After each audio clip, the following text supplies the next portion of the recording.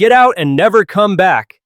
My mom screamed at me during Sunday dinner, her face red with rage because I'd explained that I needed to leave early for a work deadline instead of staying to help clean up dishes at the house I'd been paying the mortgage for every single month for the past 6 years. The explosion came out of nowhere, triggered by something as simple as me saying I had to finish a project that night.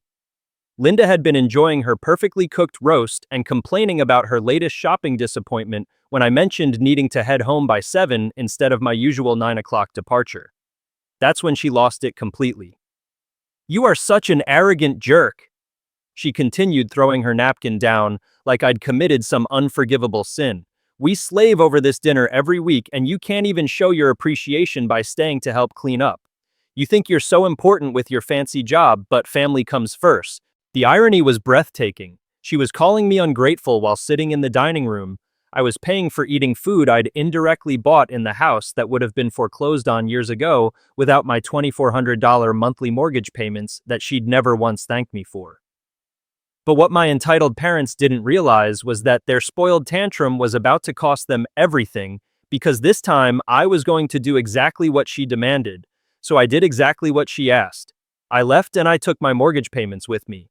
To understand how my mother could scream at me to get out while I was literally paying their mortgage, you need to know about the 6 years of financial support I'd been providing that had somehow transformed me from generous son into entitled target for their frustrations. It started when Dad's hours got cut and Mom lost her job, leaving them unable to cover their $2,400 monthly mortgage payment on the house they'd been so proud to buy during better times. I'd stepped in without hesitation, setting up automatic transfers to ensure they never missed a payment or faced the humiliation of foreclosure. $2,400 every month for 6 years, plus thousands more for emergency repairs, medical bills, and the various crises that seemed to pop up whenever their lifestyle exceeded their actual income. But somehow, instead of gratitude, my financial support had bred resentment and entitlement, as if my help had become an obligation rather than a gift they should have appreciated. For 6 years, I'd been paying their mortgage while they bought nice things and called me ungrateful for not doing even more. The lifestyle my parents had maintained during those 6 years was entirely dependent on my salary, yet they'd convinced themselves they were entitled to live like people who'd never faced financial hardship. Linda's shopping expeditions continued unabated, with new clothes and home decor appearing regularly despite her unemployment status. Robert's expensive hobbies, his woodworking tools, fishing equipment, and weekend golf outings, never seemed to suffer budget cuts. They'd even taken a vacation to Florida last year, posting photos of themselves at expensive restaurants while I worked overtime to cover both my rent and their mortgage payment. The disconnect was staggering. They were living a comfortable retirement lifestyle on my income, while somehow managing to convince themselves that I wasn't doing enough to show appreciation for all they'd done raising me. The most insulting part was how they'd turned my financial responsibility into evidence of my character flaws, as if my ability to help them proved I should be doing more. They lived like royalty on my salary while telling me I was an arrogant jerk who didn't show his appreciation for their parenting. What had developed over those 6 years was a family dynamic where every Sunday dinner became an opportunity for them to criticize the son who was keeping their comfortable lifestyle afloat. My work schedule was selfish because it sometimes conflicted with their social plans. My reluctance to commit to expensive family vacations was cheap, despite the fact that I was already funding their daily lives. They'd somehow reframed my financial support as the bare minimum expectation while treating any boundary I set, like needing to leave early for work, as evidence of my ingratitude and arrogance. The more I helped, the more they expected and the less they appreciated what I was actually sacrificing to maintain their comfort. The pattern had become so normalized that they genuinely believed they were the victims in this arrangement, put upon by an ungrateful son who didn't sufficiently appreciate all they'd done for him. Every family dinner was them criticizing the son who paid for their roof, their food, and their comfortable retirement. That final Sunday dinner explosion happened exactly the way these things always did, over something completely reasonable that my parents somehow twisted into evidence of my selfishness and ingratitude. I'd arrived at 5 o'clock as usual, helped set the table, and enjoyed Mom's pot roast while listening to their weekly complaints about everything from the weather to their neighbor's loud dog. The trouble started when I mentioned around 6:30 that I needed to leave by 7 instead of staying until 9 because I had a project deadline that required me to work late. It was a simple, reasonable boundary, the kind any normal family would understand and accommodate without drama. But Linda's reaction was immediate and explosive, like I'd announced I was abandoning them forever instead of asking to leave 2 hours early from a dinner I attended every single week. When I explained I couldn't stay longer because of a work deadline, Mom exploded like I'd committed treason against the family. My response to her screaming fit was probably the most dignified thing I'd done in years of accepting their abuse and ingratitude. I didn't yell back, didn't defend myself, didn't try to explain why her reaction was completely disproportionate to what I'd actually said. Instead, I calmly stood up from the table, gathered my jacket and keys, and prepared to leave exactly as she'd demanded. The silence that followed was deafening. They'd thrown plenty of tantrums over the years, but I'd never actually walked away during one of their emotional outbursts. Linda and Robert sat there watching in shock as I collected my belongings with the kind of quiet dignity that comes from finally reaching your breaking point. I gathered my jacket and keys while they watched in shock. They'd never seen me actually leave when they threw tantrums. But the real decision came during the drive home, when the full impact of what had just happened finally hit me and I realized I'd been given a perfect opportunity to solve a problem that had been eating away at my self-respect for years. Linda had literally told me to get out and never come back, so why shouldn't I take her at her word and honor that request completely? I pulled over and canceled the automatic mortgage transfer right there in my car, using my banking app to stop the payment that was scheduled for the 15th of next month. The feeling of liberation was immediate and intoxicating, like I'd finally stopped carrying a weight that had been crushing me for years. If they wanted me gone forever, they could handle their own mortgage payments forever too. The first week after Linda's meltdown passed in blissful silence, with no phone calls, no guilt trips, and no demands for my time or attention. I went to work, came home to my own apartment, and enjoyed the peace that comes from not being someone else's emotional punching bag or financial safety net. My parents didn't even bother calling during those 7 days, which told me everything I needed to know about how they viewed our relationship.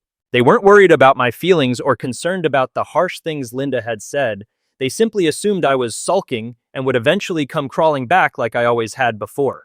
The silence was so complete that I actually started to wonder if they'd forgotten they had a son, or if they were just confident that I'd show up next Sunday with my tail between my legs, ready to resume my role as their weekly target for criticism.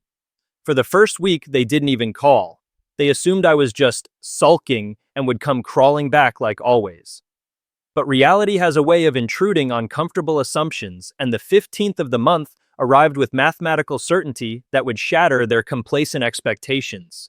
The missed mortgage payment triggered an automatic notification from their bank alerting them that their account didn't have sufficient funds to cover the $2,400 automatic withdrawal they'd been depending on for 6 years. That's when Dad called, and his tone was confused rather than apologetic, like he was dealing with a technical glitch rather than the consequences of his wife's abusive behavior. "Hey Jake, there seems to be some kind of problem with your automatic transfer," he said, as if my financial support was a utility service that had experienced a temporary outage. The casual entitlement in his voice was staggering.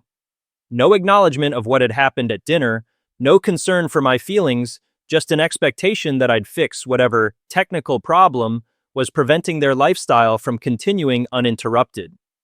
The first missed mortgage payment brought a panicked call asking why my automatic transfer wasn't working.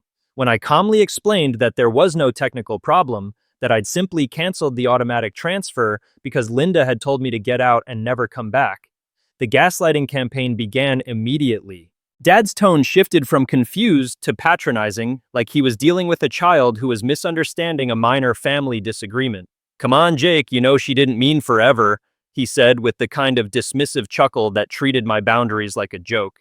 "Your mother was just stressed about some things and she overreacted a little. She didn't mean for you to actually stop helping with the mortgage." Linda got on the phone with her own version of reality revision, claiming that "get out and never come back" was just a figure of speech that any reasonable person would understand wasn't meant literally.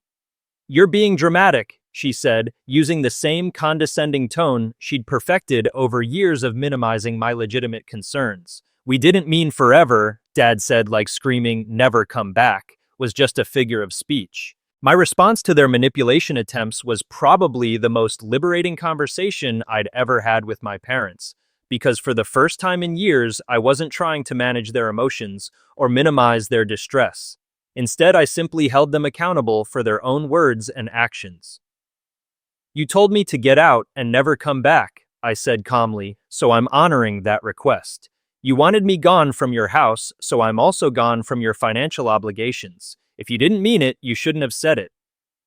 The beauty of taking people literally is that it forces them to confront the gap between their dramatic statements and their actual intentions, and my parents clearly hadn't thought through the financial implications of their emotional outburst. I told them I was simply honoring their request. They wanted me gone, so I was staying gone along with my financial support. The second missed mortgage payment arrived with all the mathematical inevitability of compound interest, and this time the bank's response was significantly more serious than a polite notification. Late fees were added to their account, their credit score took an immediate hit, and they received a formal warning letter explaining the foreclosure timeline that would begin if payments weren't brought current within 30 days. This was when my parents finally began to understand that their comfortable retirement lifestyle had been entirely dependent on my generosity, and that generosity had terms and conditions they'd never bothered to consider.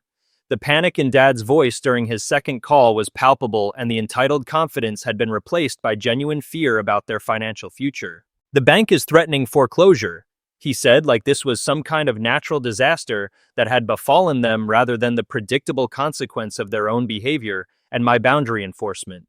By the second missed payment, they were getting bank warnings, and their credit was already taking hits. But the most eye-opening part of this crisis was discovering just how precarious their financial situation had been all along, and how completely they'd been living beyond their actual means, with my support as their safety net. When I asked Dad to break down their monthly income versus expenses, the numbers were staggering in their irresponsibility. Linda's unemployment benefits provided about $800 monthly, which she'd been collecting for 8 months while refusing job opportunities that weren't good enough for someone of her education and experience. Robert's part-time work at the hardware store brought in another $1,000, giving them a combined monthly income of $1,800. But their lifestyle required over $4,000 monthly. The $2,400 mortgage, plus utilities, insurance, groceries, gas, and the various discretionary spending they'd maintained throughout their financial crisis. The math was simple and devastating. They'd been living on more than twice their actual income, with me making up the difference. Their combined income was about $1,800 monthly, while their lifestyle required over $4,000, all thanks to me. The desperation that followed this financial reality check led to increasingly manipulative attempts to guilt me back into my role as their personal ATM, with tactics that would have been laughable if they weren't so transparent. Linda suddenly developed mysterious health problems that required expensive treatments, and Robert claimed his blood pressure was spiking from the stress of potentially losing their home.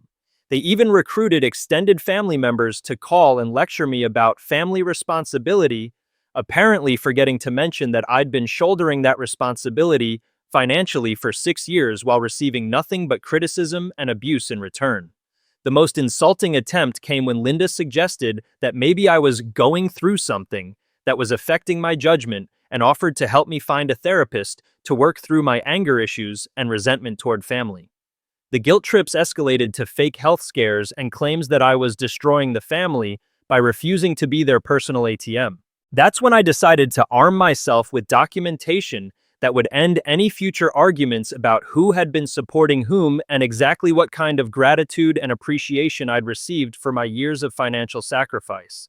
I spent an entire weekend compiling 6 years of bank records, categorizing every mortgage payment, every emergency transfer, every time I'd stepped in to prevent their financial disasters. The spreadsheet I created was a masterpiece of accountability that showed not just the money I'd given them, but the timeline of their increasing demands and decreasing gratitude.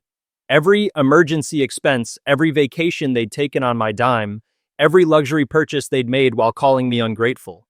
I started compiling 6 years of bank records documenting every mortgage payment and emergency fund while they called me ungrateful. The financial documentation I compiled over that weekend was like building a legal case that would destroy any remaining arguments about who had been supporting whom and what kind of appreciation I'd received for my generosity.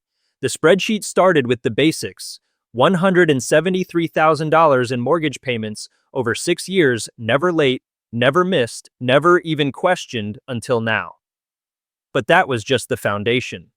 The emergency expenses told an even more damning story: $52,000 in unexpected costs that somehow always fell to me to cover.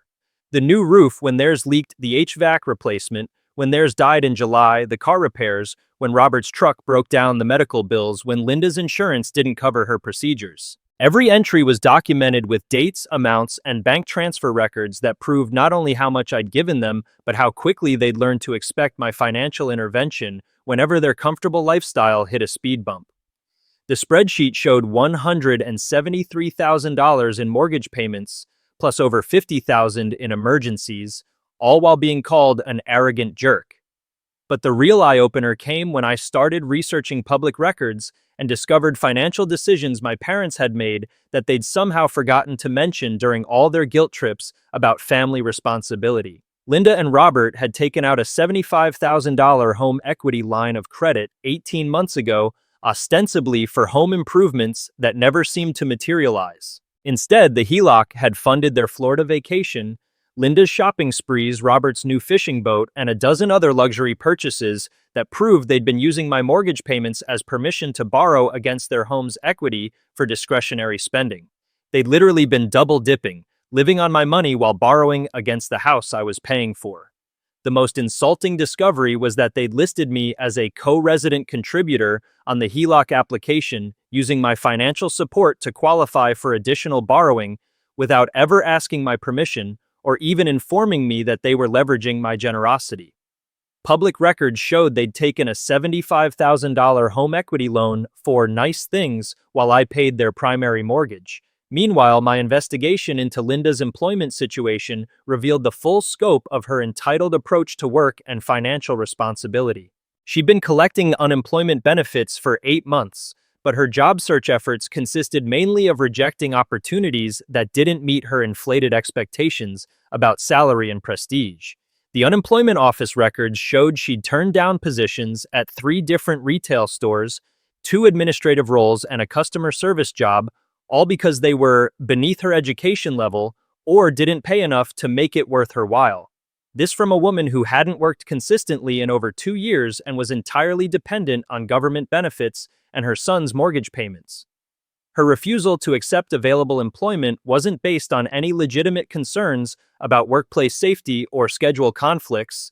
It was pure entitlement from someone who'd grown comfortable living on other people's money and didn't want to return to the inconvenience of actually earning her own income. Linda had been collecting unemployment for 8 months while refusing jobs that weren't good enough for someone of her standards.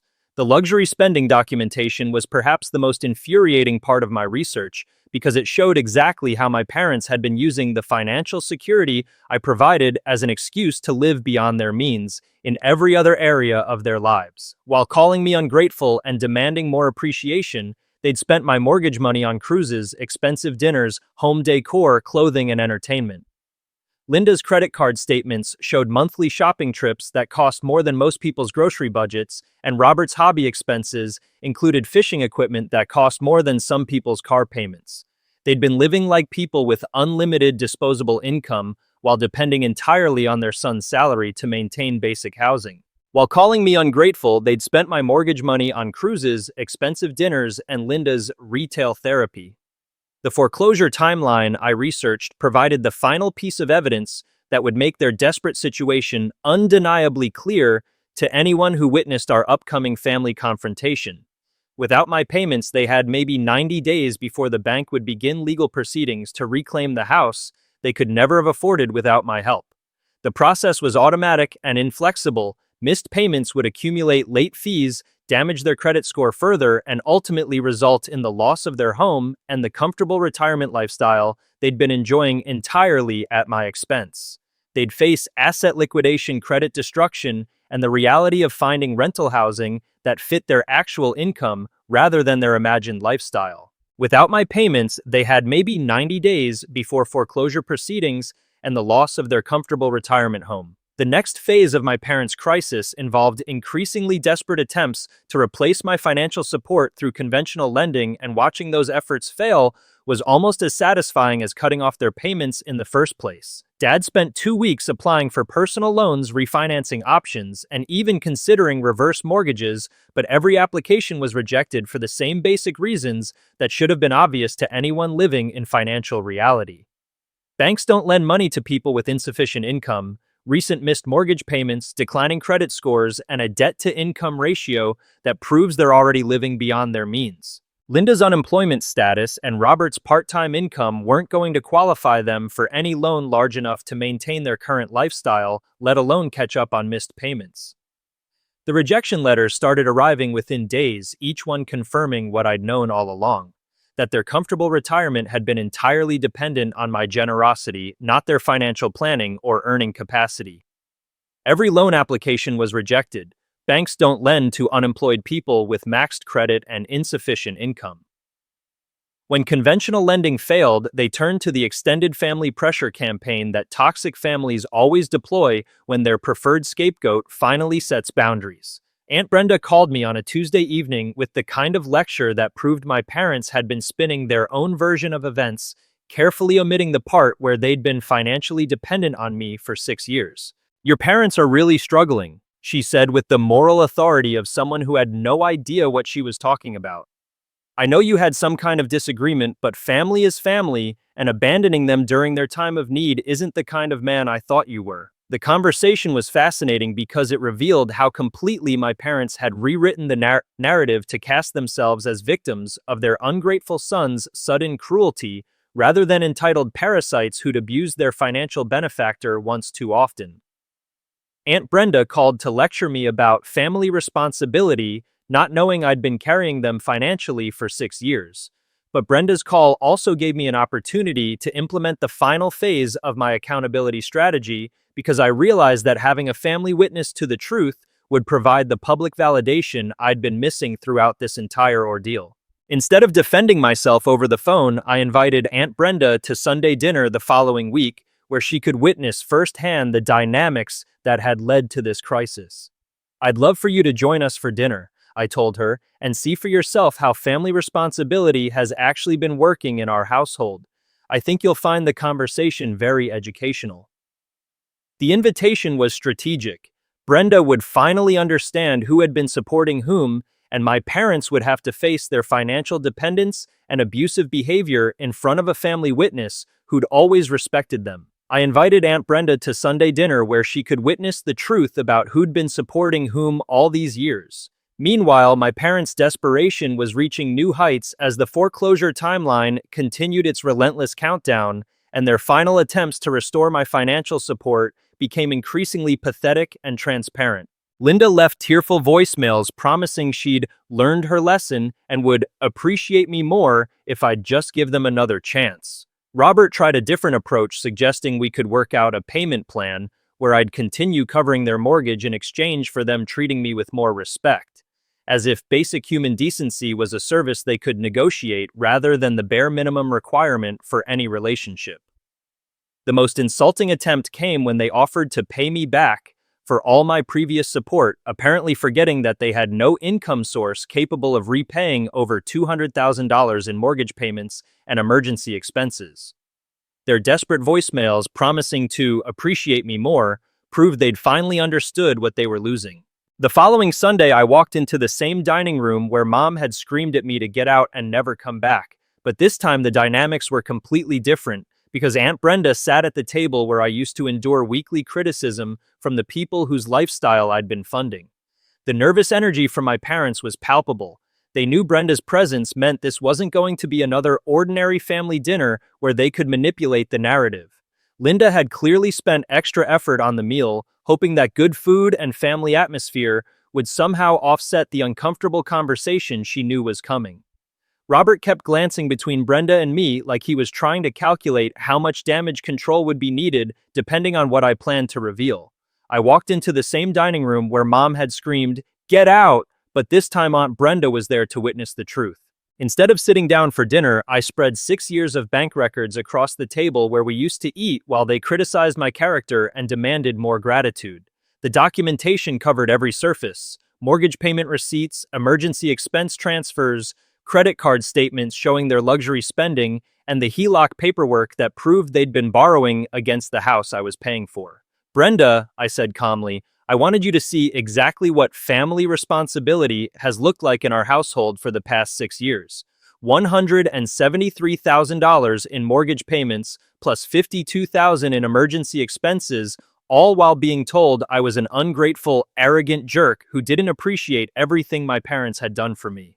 Aunt Brenda's face went through several expressions as she processed the scope of financial support I'd been providing and the complete disconnect between reality and the story my parents had told her about their struggling son who'd abandoned them during their time of need. I spread 6 years of bank records across the dinner table showing Aunt Brenda exactly who'd been paying for their nice things.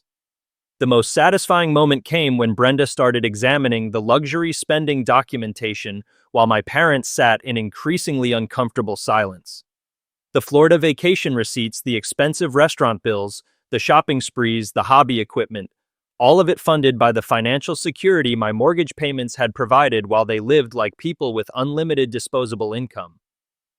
"You took a cruise last year," Brenda asked, looking at Linda with genuine confusion. "While you were unemployed and he was paying your mortgage." The hypocrisy was so complete and undeniable that my parents couldn't even attempt their usual gaslighting tactics. Linda's shopping addiction, Robert's fishing boat, their comfortable retirement lifestyle, all of it had been possible only because their arrogant jerk son had been quietly funding their financial foundation for years. But the most damning evidence was the timeline that showed how their gratitude had decreased in direct proportion to their dependence on my support, culminating in increasingly abusive behavior toward their financial benefactor. Aunt Brenda stared at the vacation receipts and shopping bills, realizing my parents had been living like millionaires on their son's salary. That's when I recreated the exact moment that had triggered this entire crisis, giving Brenda the full context for why I'd stopped supporting people who treated me like their personal ATM while calling me ungrateful. I described the Sunday dinner where I'd asked to leave early for work and Linda's explosive response that had finally pushed me past my breaking point. "Get out and never come back." I repeated Mom's exact words while Brenda looked increasingly horrified at how they'd treated the son who'd been keeping them financially afloat. That's what she screamed at me for wanting to leave 2 hours early to meet a work deadline. After 6 years of paying their mortgage, that's how they responded to a reasonable boundary. The silence in the room was deafening as Brenda processed the complete picture. The financial dependence, the luxury lifestyle, the abusive treatment of their benefactor, and the explosive overreaction that had triggered my withdrawal of support. Linda tried to minimize the incident, claiming she'd been stressed and hadn't meant it literally, but the damage was done. Brenda had seen the evidence, heard the context, and understood exactly who had been supporting whom all these years. "Get out and never come back." I repeated Mom's exact words while Aunt Brenda looked horrified at how they treated their financial supporter. Aunt Brenda's response was everything I'd hoped for in terms of family validation and public accountability.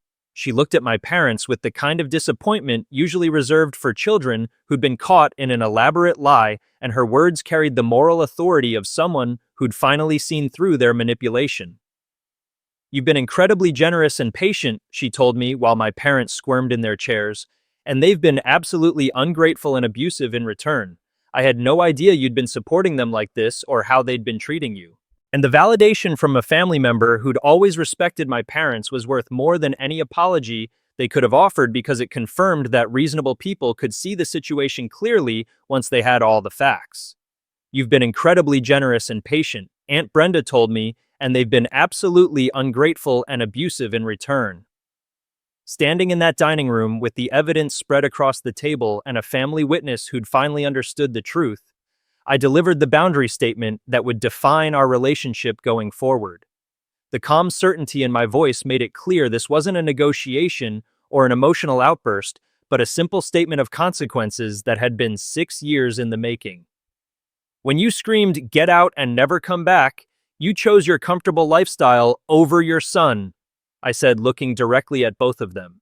You decided that verbal abuse was an acceptable way to treat someone who'd been paying your mortgage for 6 years. Now you can live with that choice and figure out how to fund your own retirement without the arrogant jerk you threw away.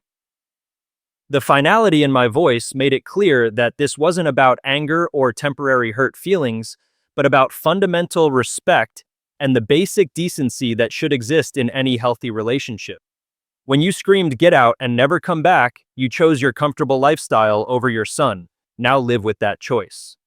The aftermath of that Sunday dinner played out exactly as the foreclosure timeline had predicted, with mathematical precision that proved how completely my parents' comfortable lifestyle had depended on my financial support. Within 4 months, they lost the house and had to move into a small apartment that actually fit their $1,800 monthly income instead of the $4,000 lifestyle they'd been enjoying on my salary. The credit destruction was comprehensive and lasting. Years of rebuilding would be required before they could qualify for decent housing or reasonable interest rates again. Linda had to accept a retail job that she'd previously considered beneath her standards, and Robert increased his hours at the hardware store to cover their scaled-down expenses. The entitled retirees who'd called me ungrateful while I paid their mortgage were finally living within their actual means, for the first time in years discovering what their lifestyle looked like without their son's subsidies. Within 4 months, they lost the house and had to move into a small apartment that fit their actual income. Meanwhile, my own life improved dramatically once I was no longer serving as their personal ATM and weekly target for criticism and abuse. The extra $2,400 in my budget every month went toward my own savings investments and the kind of financial security I'd been sacrificing to maintain their comfort. The emotional relief was even more valuable than the money. No more guilt trips, no more demands for gratitude, no more Sunday dinners where I was treated like hired help who should be thankful for the opportunity to serve.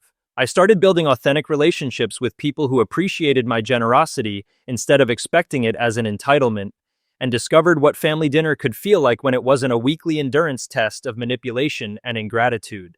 Without their monthly drain on my finances and emotions, I finally had money in savings and peace of mind. Looking back now, I realized that forcing my parents to live with the consequences of their own words and actions was the most loving thing I could have done for all of us, because it finally established the boundaries that healthy relationships require. Supporting family should mean mutual respect and appreciation, not funding people who treat you like an ATM while calling you ungrateful for not doing more. Real family doesn't scream at their financial benefactor to get out and never come back, then expect the money to keep flowing despite the abuse. My parents had to learn the hard way that generosity has limits and that crossing those limits comes with permanent consequences. The difference between supporting family and enabling exploitation is simple. One involves gratitude and respect, while the other involves entitlement and abuse. Supporting family means they show appreciation and respect, not treat you like an ATM while calling you ungrateful.